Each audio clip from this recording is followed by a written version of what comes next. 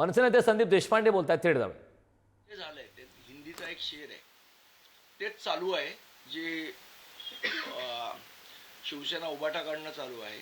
म्हटलं ह्या शेरमध्ये त्याचा पूर्ण अर्थ दडलेला आहे.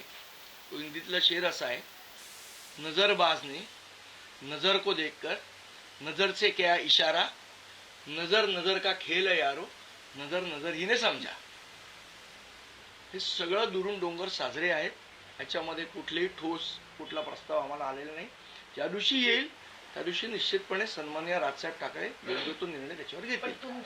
हा नजरेचा इशारा सत्ता कधी म्हणजे चर्चा सुरू झालेली आहे. मी तुम्हाला तेच सांगितलं ना, सध्या तर काही नाहीच आहे आमच्याकडे. जोपर्यंत ठोस पर्यायी कुठला प्रस्ताव येत नाही तोपर्यंत त्याच्यावर आम्हाला उत्तर देता येणार नाही. आणि त्याच्यावर जो काही निर्णय घ्यायचा तो राजसाहेब घेतील. ठाकरेंकडून पहिला प्रस्ताव यावा अशी. हे बघा, असं आहे, 2014 आणि 2017 आमची जीप फोडलेली आहे. त्यामुळे आम्ही ताक सुद्धा फुंकून पिणार आहोत. सर, हिंदी सक्ती मागे घेण्याचे तुम्ही म्हणता की ताक फुकून प्यायला हवं, पण तुमचे जे पक्षातले काही लोक आहेत ते म्हणतात की आता ज्या युतीच्या चर्चा आहेत त्या चांगल्या मार्गाने सुरू आहेत. स्वतः अविनाश जाधव यांनी म्हटलंय की चर्चा सुरू झालेल्या आहे. चर्चा आमची कोणाशी काही चालू झालेली नाही. राज ठाकरेंनी दादा भुसेंना पत्र लिहिलेलं आहे की अध्यादेश कधी अंमलात आणणार आहात, त्या संदर्भात नेमकं काय पुढची भूमिका असणार आहे?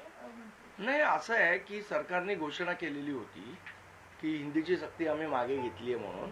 वाटत ते प्रत्यक्षात कागदावर उतरणं गरजेचं आहे. त्यामुळे आम्ही सांगितलं की याच्या पुढे जी पहिलीपासून त्रिसूत्री भाषा याच्याऐवजी द्विभाषाचे जे सूत्र आहे ते लागू करणार म्हणून सरकारने सांगितलेलं ते कागदावर आलं पाहिजे आणि ते काढतील असं आम्हाला आशा आहे त्यांच्याकडनं. एकीकडे शिवसेना ठाकरे गट आणि दुसरीकडे शिवसेना शिंदे गट दोन्ही सातत्याने ठाकरे गटांनी अजूनही भेटी दिली नसली तरी ते सांगतायत की आम्हाला एकत्र येण्यासाठी आम्ही सकारात्मक आहोत.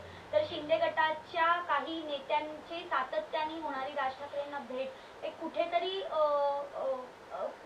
दोन्ही दगडांवर कुठेतरी पाय किंवा असं काही चाचपणी तुमची सुरू आहे का की नेमकं काय करायचं किंवा काय नाही करायचं, या संदर्भात काही चाचपणी? मी तुम्हाला सांगितलं, अजूनपर्यंत आम्हाला कोणाकडनंही ठोस प्रस्ताव नाही.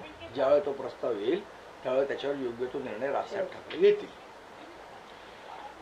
100 वर्ष जरी महाराष्ट्रात राहिलो तरी आणि ब्राह्मण देवाला महाराष्ट्राचा मुख्यमंत्री केला तरी महाराष्ट्राची स्थिती सुधारणार नाही असं वामनराव चटक म्हणालेले आहेत. कोण आहे ते?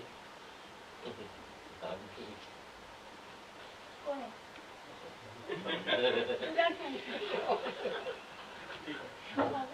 झालं? झालं?